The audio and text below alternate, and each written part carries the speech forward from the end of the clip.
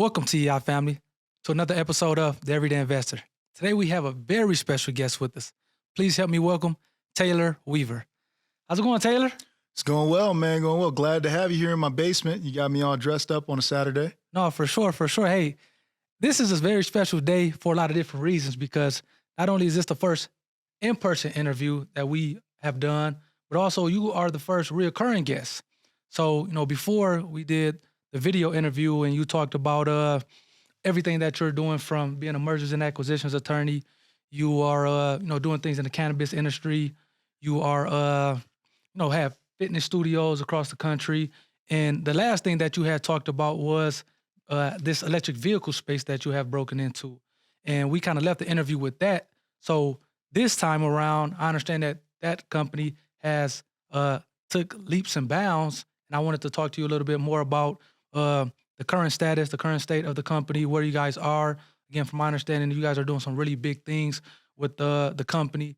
So I guess with all that being said, what made you get off into the electric vehicle space? Because again, as I talked about earlier, you're doing so much things between being an attorney, having gyms, being in the cannabis industry. So what made you say, okay, I want to also do this electric vehicle thing? Yeah, and I'd always say that, I mean, with everything that I'm doing, I'm always trying to figure out a way to solve a need. Okay, Because you figure out a way to solve a need, dollars will follow. Um, absolutely.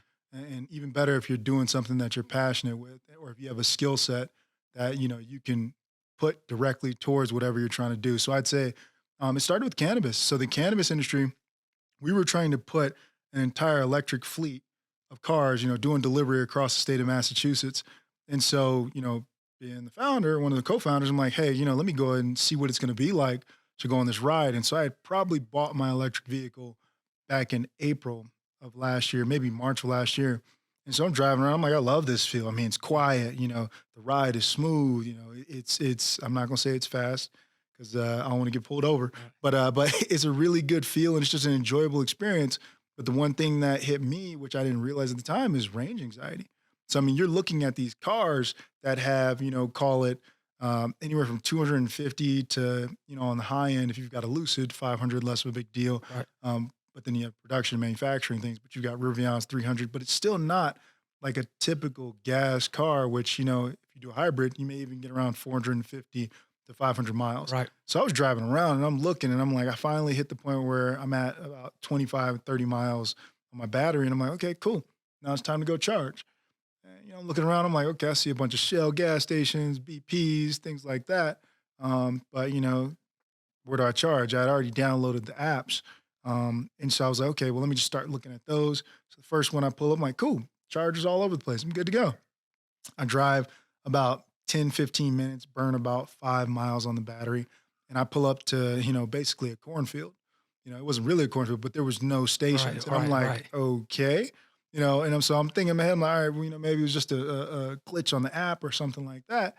And then I go to the next spot, same thing happens. Wow. So now I start to experience what they call range anxiety.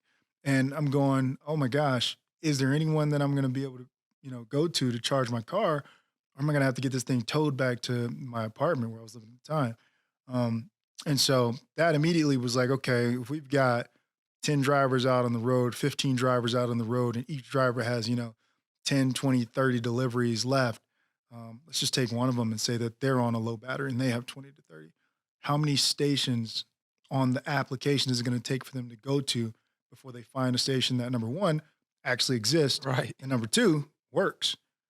And so that's a scary thing to do when you're basing the backbone of your business on an EV fleet. Okay. And so, again, how do I solve the need? I reached out to my insurance contact at the time. He was the president of Hub Insurance, great guy.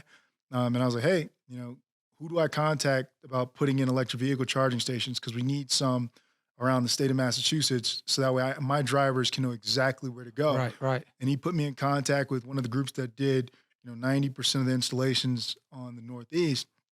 And we started talking. And he said some really great proprietary stuff. And so my number went from, hey, I want 4 of these to give me 40. And then after doing some research, listening to podcasts, reading books, speaking, going to conferences, learning, meeting people, 40 became, let's power the grid. So that's how we got there.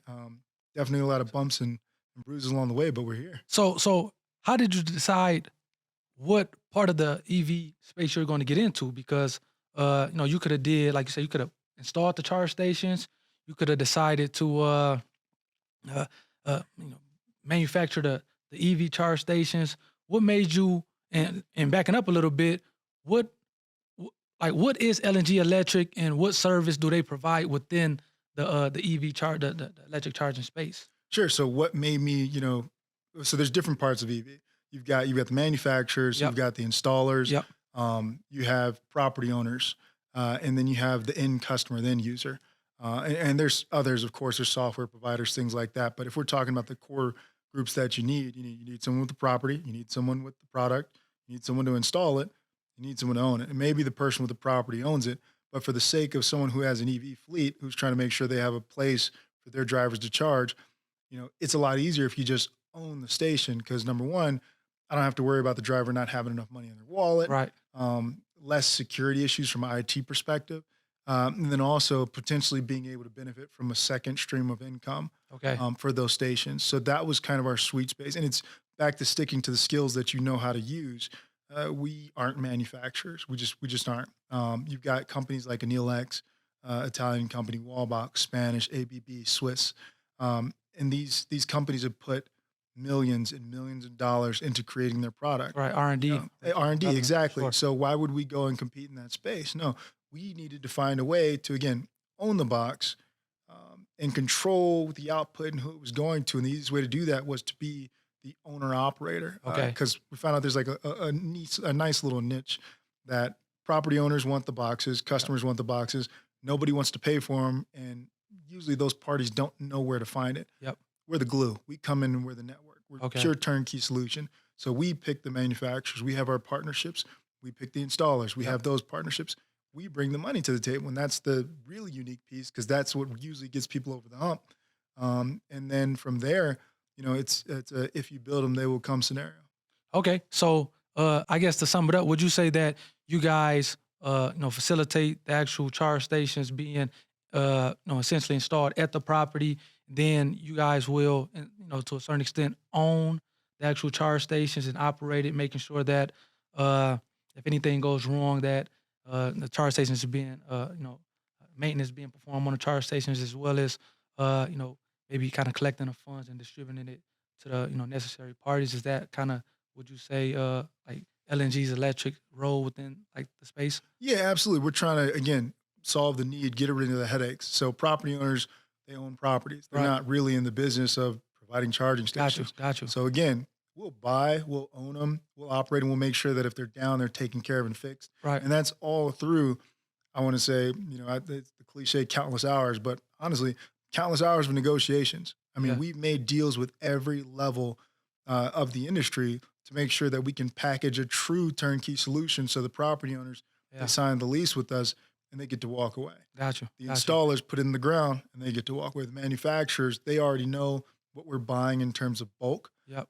So as soon as that contract is signed, they get to walk away. They don't have to worry about, okay, where are the boxes going? How are they going to be installed? The installers don't have to worry about what boxes are we going to have or, who's going to use them. The property owner doesn't have to worry about any of that. So Gotcha. that's what we do. We're truly a turnkey solution provider. So yeah, we all know that, and anytime you start a business, it's going to be ups and downs. There's going to be hurdles. There's going to be barriers that you have to break through. What are some of the roadblocks that you had to that you faced and overcame as you started the company?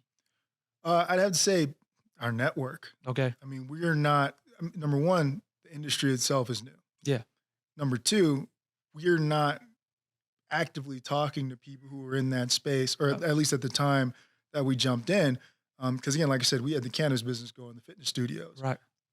There was no reason for us to talk to anyone related to the EV industry, Gotcha. other than again just reading articles and caring about sustainability to begin with. So it was really the network, because even if you offer a product for free, because of the world we live in today, everyone looks at free and they put an asterisk on Yeah, it and for go, sure, all right, for sure, what's this going for to sure. cost me? And it's like, hey, no, well, we're really going to do it for free. And then, you run into the issue of, okay, well, are we the guinea pigs? Yeah. Which for me is weird because I'm like, hey, if you're offering me something for free that I say I want, as long as you're telling me if it goes wrong, you're going to clean it up and get Yeah. it off my Yeah. property. Yeah. Yeah. Come on in. Right. Right? And so, but there were a lot of people. There was a lot of anxiety around who was going to install the box, and I understand that because the industry itself has had so many issues. You have people who make commitments to put stations in the ground, and they just up and disappear. Right. Or you have manufacturers who say, "Hey, we're going to get you a certain amount of boxes," Right. and they just don't send them. Yep. Or there's some sort of cost issue that comes in, or the box breaks and there's a maintenance issue. So there's a lot of uncertainty around it, but the industry is growing. Yeah. And so as I think companies like ours come in and make the process a lot smoother and easier, I think number one, we'll create the grid. Number two, you'll get a lot more EV adoption just because people will see, hey, there's almost as many charging stations around me as gas stations. Correct. Yep. Yeah. So then, how did you overcome those original or those initial roadblocks? Because again, and we'll get off into a little bit some of the things that you guys have going on here in a little bit. But how did you overcome those initial barriers? Networking, Okay, networking, and then deal making, got you. and that's where the M&A lawyer and me comes Yeah, I was in. going to It's say, did just that being an attorney in the M&A space, did that help out? absolutely. So I've done ridiculous deals, and what I found out is, I had a lot of fun with larger transactions when you get to the $1 billion mark, and then even the mega $1 million mark. But as you get smaller, that's when you really get into the nitty gritty because you'll have a founder or someone saying, "Oh yeah, I want you to buy my company, but on top of that, I also want you to make yacht payments." Right. For me. And so again, so it's like, in a standard deal, you're not coming up with that. And so we were coming into these agreements with an open mind, going, okay, listen to what the other party's wants are. And gradually, slowly but surely, we start to fill in the gaps. And Right. I nerd out all the time and say, it's almost like a game of Quest. You go and someone says, "Hey, I want this object. Can you give it to me?" And the person says, "Sure, go get me this leaf out in this forest." Then you go to the forest and you can't find the leaf because there's only one left. And the person who has the leaf says, "Okay, if you want this leaf, go get me this gem on the top of this mountain." And so it's like, again, it just builds on itself. Yeah. And that's somewhat how this is. And so as long as you have or you're willing to go get what people are looking for, Yep. as long as you're, again, willing to go out there and solve a need, you can make it happen. So, and I 100% agree with you on that. So I guess at this point in time, as of today, where does LNG Electric stand? How many do you guys have charge stations installed? If you do, how many charge stations do you guys have? And then we'll get off into what are some of the like the long-term goals or objectives of the company. But So, first, starting out as far as like where does LNG Electric stand today in terms of like the charge stations that they have or they're owning and operating, and maybe where are they located? Is it in a particular state or is it across the country? Can you talk a little bit about that? yeah, so exciting news, man. And I'm glad that I got brought on for this. Keys are finally in the ignition and we're Got you. ready to go. Nice, Yeah, nice. yeah, we signed a deal that puts us in a position to place and own and operate stations on about 10 to 15% of the US hospitality market, Wow, which wow, is wow, ridiculous. wow. Yeah. And so, in terms of the game of volume, if you look at the companies out there like Volta, um, to get in the top 10, you don't need a lot of communities. Volta had over 3,000. Yeah, We're looking at being able just on those two channels, 13,000 hotels from one and then 7,000 from another. And so it's really exciting. And then also uh, another partner channel is that we're working in the residential communities. So that's going to be a big piece of it as well. And then trying to do the community engagement piece. yeah, I had told our installers we partner we try to really get the close relationship with our yeah, service providers. And I told them, I said, "Hey, I'd love to be in a situation where 10 to 15% of the stations we put down are in low income yeah. Nice, neighborhoods." nice. Um, Why was that important to you out of curiosity? so I've always been sustainability. That's been my thing, man. I Yeah. mean, since law school, I founded the Urban Energy Garden and I was paying kids like $1,000 a week in Okay. college to go work at the DOE. I had a partnership with them. Again, M&A doing the deal with them. Yeah. That was more than I ever made in college. Right, right. Sure, So sure. it was a sought after internship.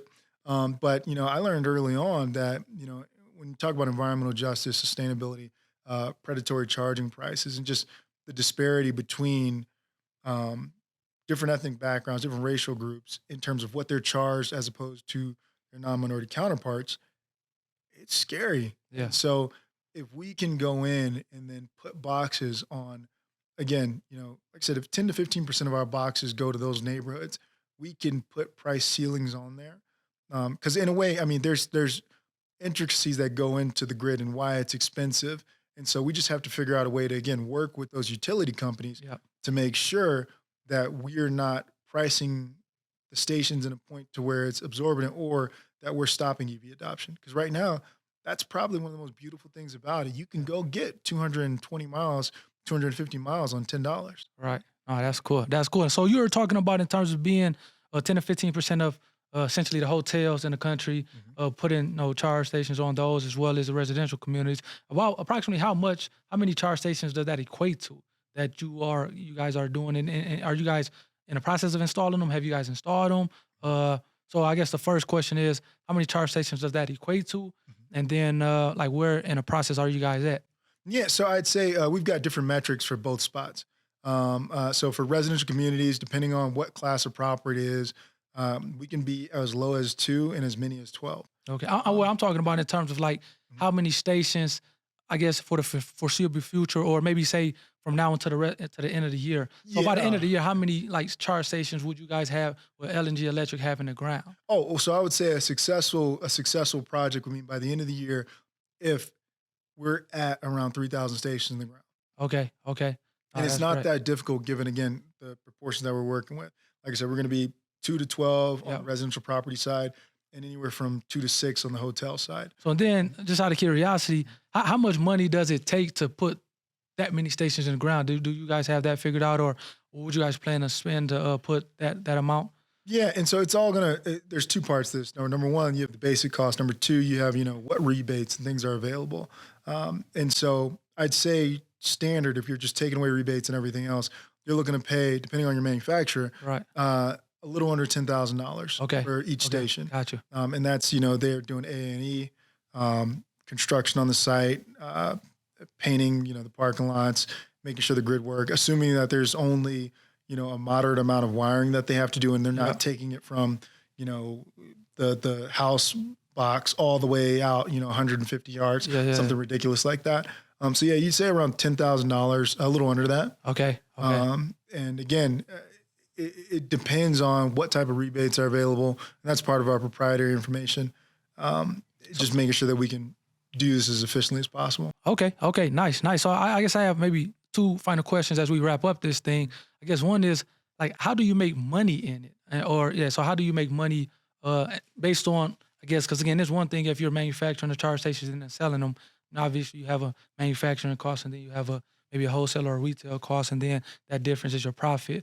For being an owner operated uh, in that part of the business, how do you guys make money on the charge stations at LNG Electric? Yeah, so it's I hate saying this again, but yeah, it's 2 parts. So the first part is making sure that we're doing great site assessment, Okay. and that's picking locations where we know that Yeah. EV adoption Okay. is pretty strong. Gotcha. And the second part is just marketing, branding, making people feel comfortable about the options when it comes to charging their vehicles, knowing that hey, if I get an e-vehicle, I'm not going to be scrambling around, my last 20 miles Okay. looking for a charging station. Right. So it's customer user in, and it's also trying to figure out a way to keep the price as low as possible. But this is a long game Okay. for us. I mean, at the end of the day, you've got different states that are coming out and saying, hey, we're not producing any vehicles other than EVs after 2030 and 2035. So at some point, we will become the new gas stations. Yeah, I It's was going to just a say. matter So of it when. seems like this is kind of taking over as being maybe the new gas stations going forward. Yeah, and that's the goal. And the cool thing about it is what we're doing is we're making it so that the gas station will be at home. Got you.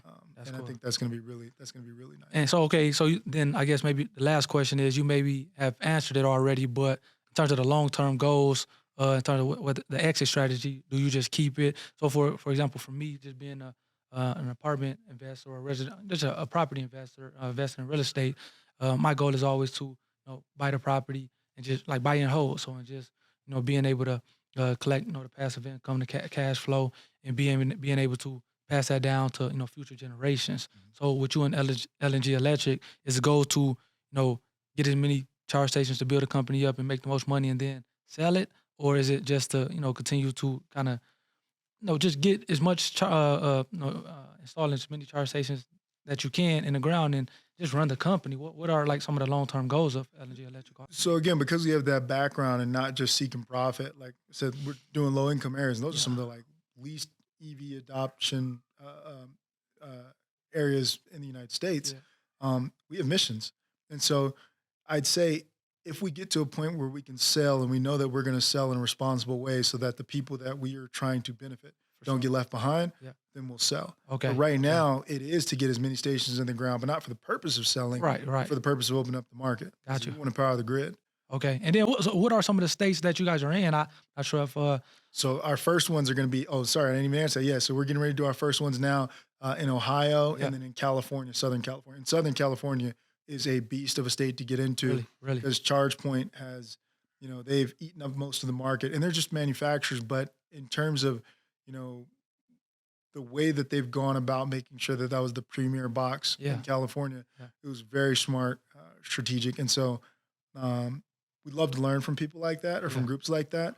But yeah, right now we're starting in California, going to Ohio as well too, and then we're going to hit every single state in the United States. Okay. So this is not just we're in Ohio or we are in California, but you're operating in all the states in the country Yeah, I across would the say, country. man, unless there's 13,000 to 20,000 hotels in both Yeah. those Yeah. Yeah. Yeah. states, Yeah. Yeah. we, we're gonna have to expand a little bit outside of those borders. No, Yeah. for sure. No, that's cool, man. So I guess how can people who are listening to this interview or podcast or watching this uh follow you or learn more about LNG Electric and the things that they're doing? How can they kind of follow what you guys are doing? Go to our website, lngelectric.com. Okay. We're going to have some really cool press coming out about us in one of our partners pretty soon in the next couple of weeks. So that'll come out, Google Yeah. lngelectric.com. Follow me on LinkedIn. Okay. Uh, I was going to start saying, Twitter, but Yeah. yeah, Yeah. Yeah. no, Yeah. but Yeah. Yeah. yeah, look for him out there. Easiest way to contact is through either the website or LinkedIn. Okay, no, nice. So, and I think we covered a lot as far as the LNG electric, the electric vehicles. I think this is a great thing that you're doing, especially as electric vehicles become more of a thing throughout the country going forward, but also what you're doing in those the underserved communities, and just being able to put 10 or 15% of the stations there and having that aspect of it. I think that's pretty cool. I guess I would like to ask you or have you leave us with any final thoughts that you have that you maybe wanted to let the audience know that we maybe didn't cover, or just any final thoughts that you have. Just final thoughts is, don't get left behind. Range anxiety is real. Okay. But as you get more comfortable with driving your vehicle, the resources are coming. And so that's our goal. There's people out there, there's groups out there like us who are trying to power the grid to make it a safe space and a comfortable space so drivers don't feel any different than if they were driving gas combustible engines. So, yeah, I'd say, don't get left behind. There are options. Not every vehicle is expensive.